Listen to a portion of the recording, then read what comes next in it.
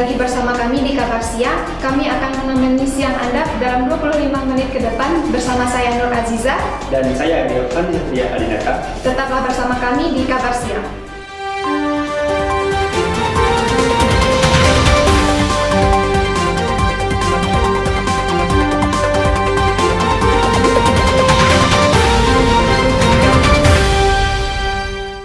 Berita pertama kita datang dari Kota Bukit Tinggi.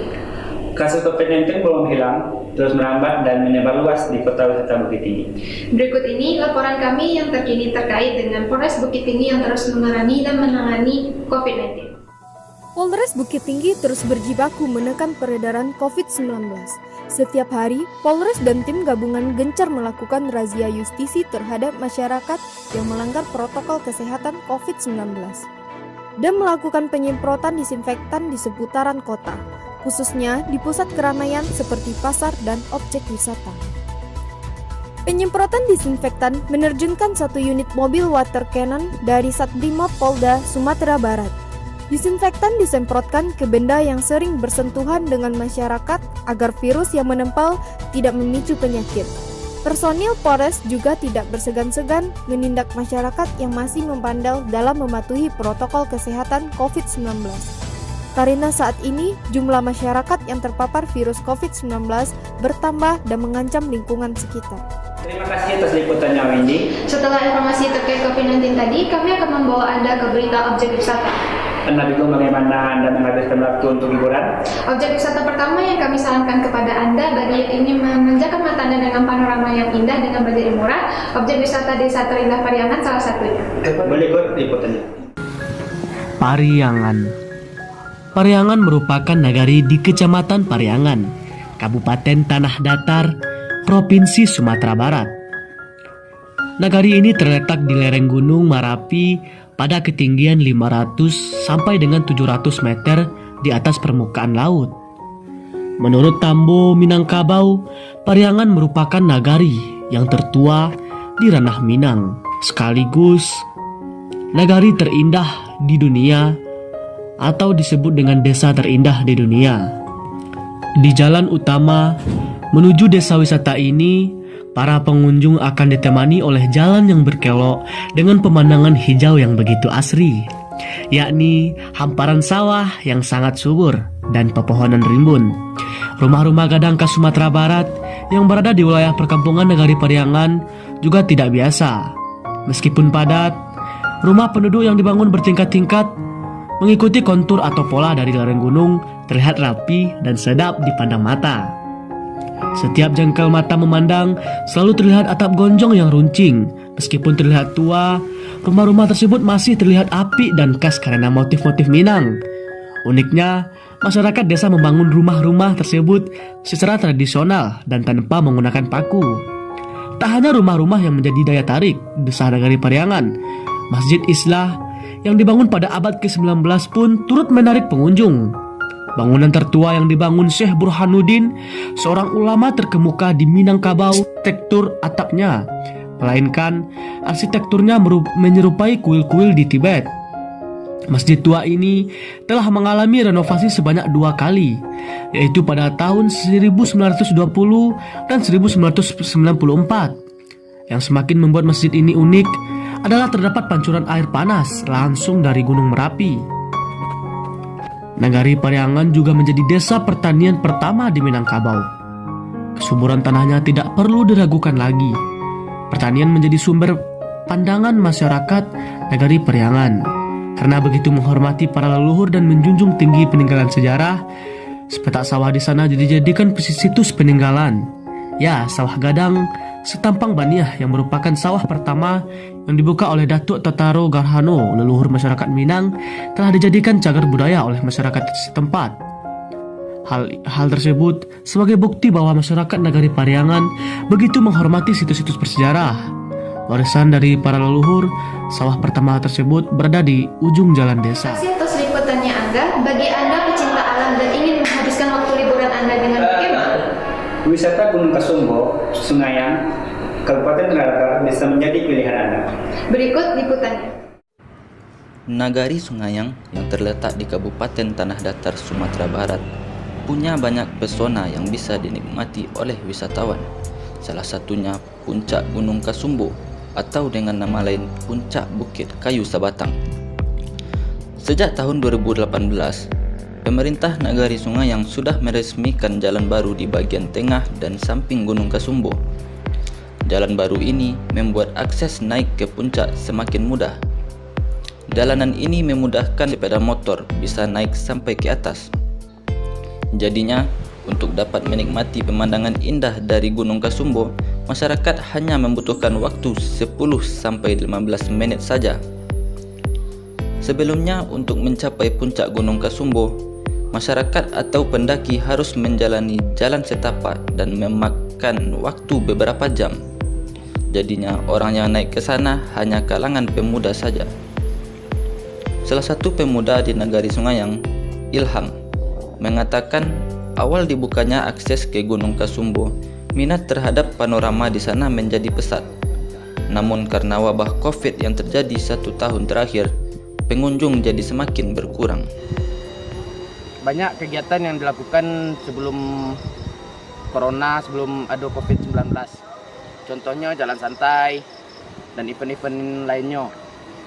Semenjak ada Corona, menipislah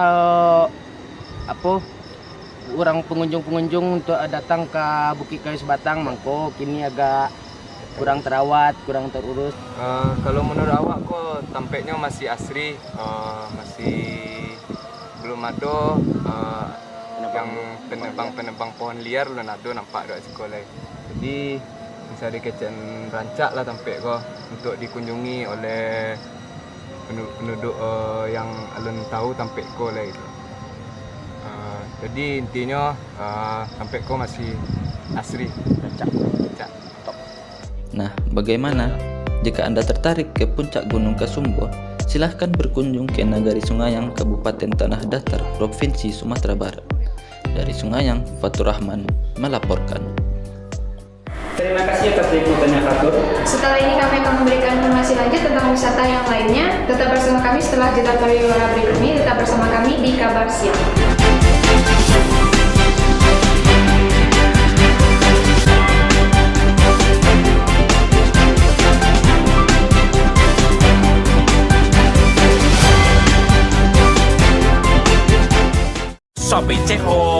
Shopee COD. Bayar langsung di tempat. Shopee COD. Pasti dijamin aman. Pakai Shopee COD. Shopee COD. Bayar langsung di tempat. Tanpa tabungan, tanpa rekening. Pakai Shopee COD. Shopee COD. Pasti dapat gratis ongkir. Shopee COD. Pasti dijamin aman. Pakai Shopee COD.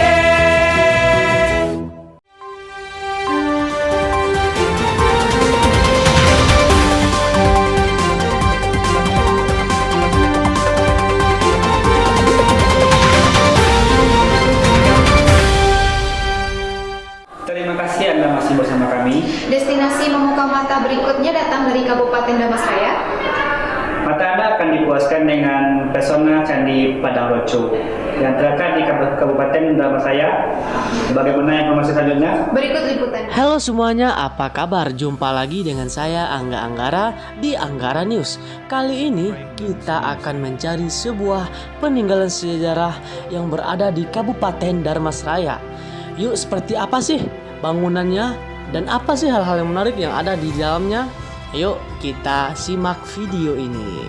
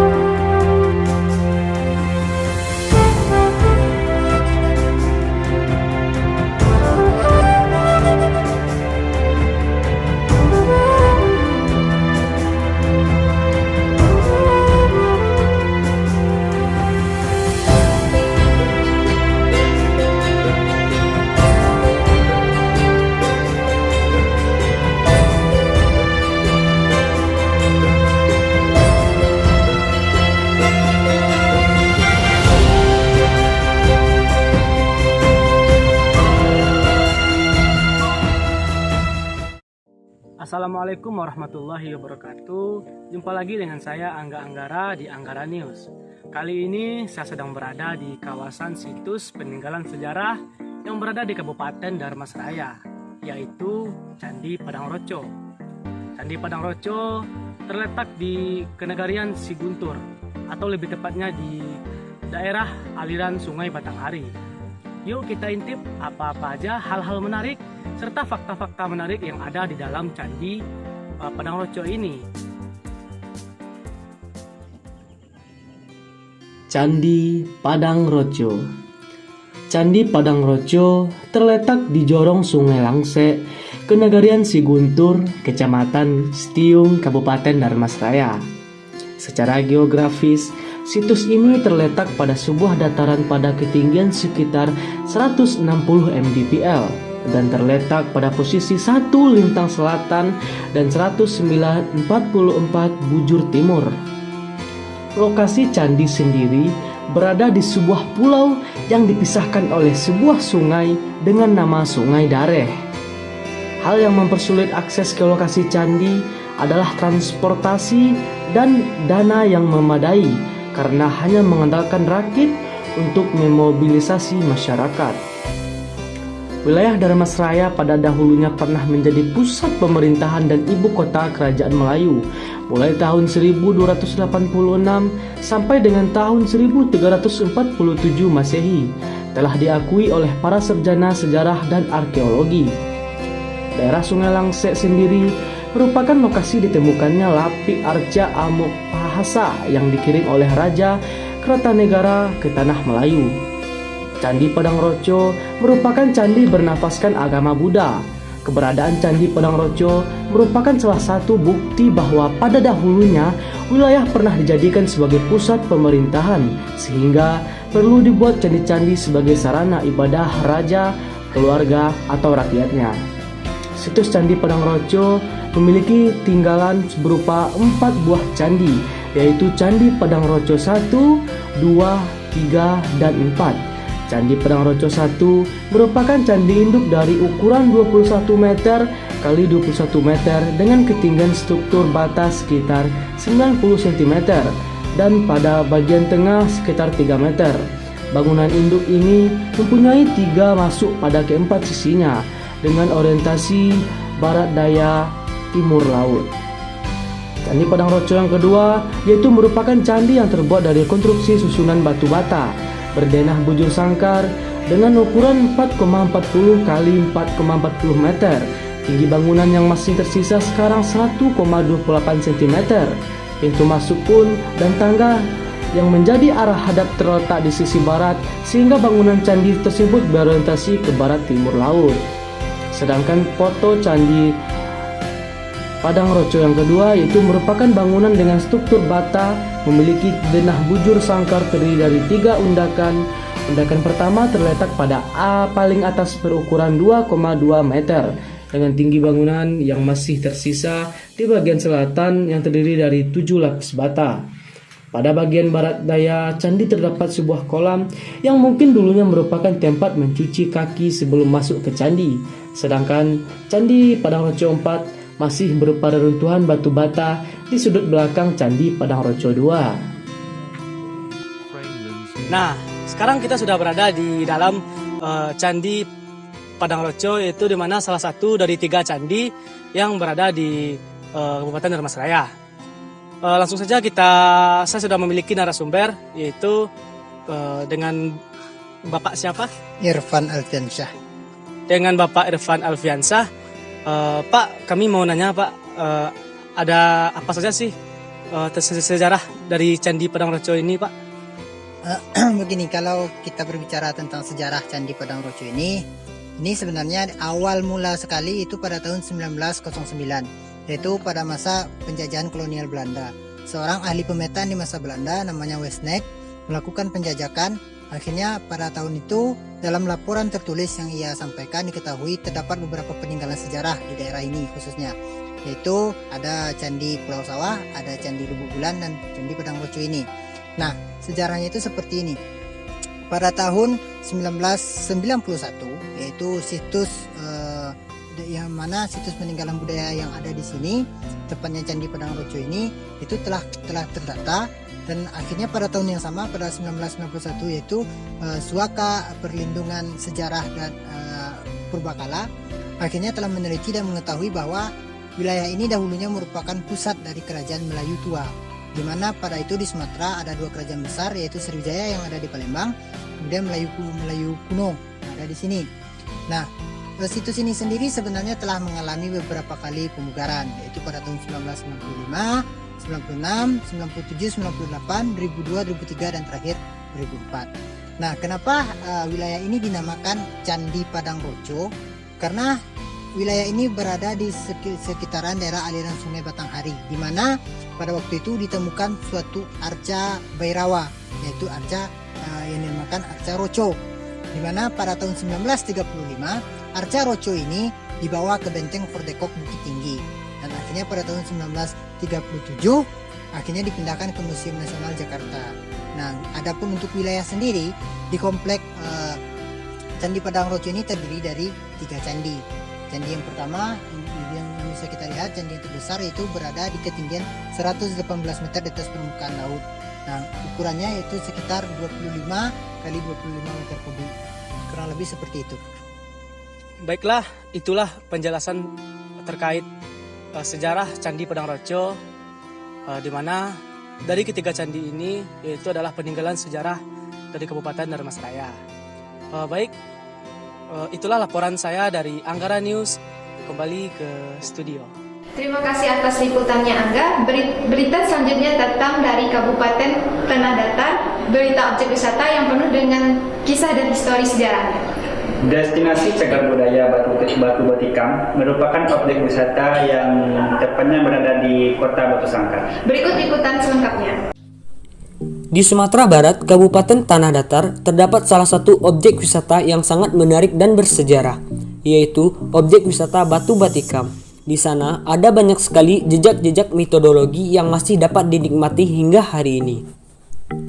Menurut kepercayaan, batu itu ditikam oleh nenek moyang orang Minangkabau yang tengah bersiteru perihal adat, yakni Datuk Perpatih Nasabatang dan Datuk Katumangguangan.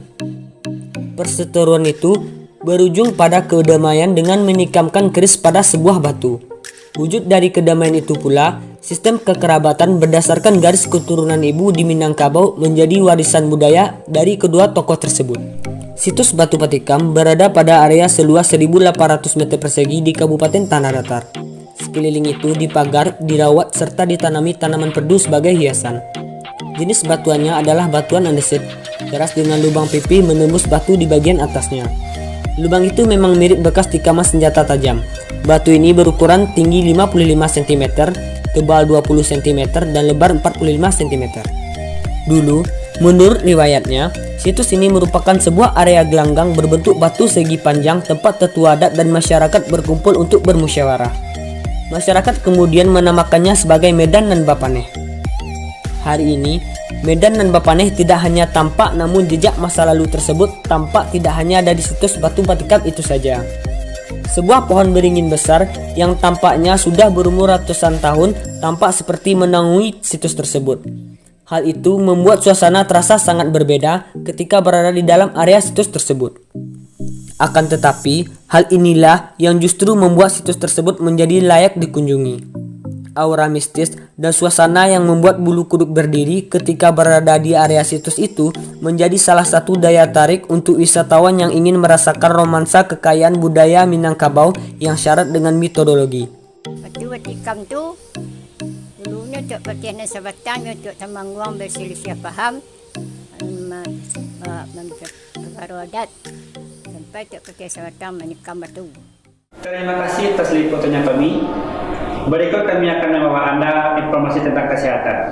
Bagi Anda yang memiliki penyakit dalam seperti nyeri sendi dan tekanan darah dan juga lainnya, Anda dapat mengonsumsi tumbuhan merambat kaya manfaat daun sirih. Daun sirih selain sebagai bahan dapur juga dapat sebagai penyembuhan dan obat herbal. Bagaimana informasi selanjutnya? Berikut liputannya. Sirih, tumbuhan dengan nama latin Piper betleyni, memiliki bentuk daun yang runcing dan beraroma khas. Batangnya berwarna coklat kehijauan dan berbentuk bulat. Daun sirih tergolong tanaman yang mengandung banyak air. Karena itulah daun sirih rendah kalori dan rendah lemak. Selain itu, daun sirih juga mengandung protein, iodin, sodium, vitamin A, vitamin B1, vitamin B2, dan asam nikotin.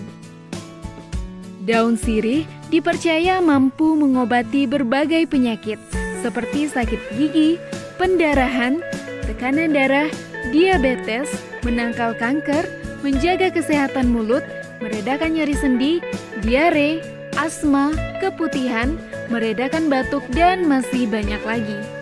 Untuk dikonsumsi, sirih bisa diolah dengan merebusnya dengan campuran gula merah, ketumbar, dan air. Kemudian direbus selama 15 menit hingga mendidih.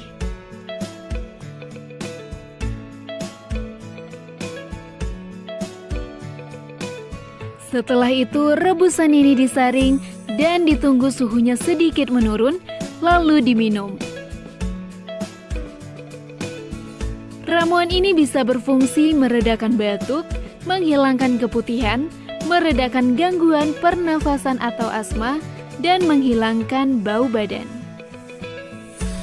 Selain dikonsumsi dan sebagai obat luar, sirih merupakan bagian dari budaya masyarakat Indonesia. Contohnya dalam acara adat, sirih hadir sebagai suguhan penjamu tamu.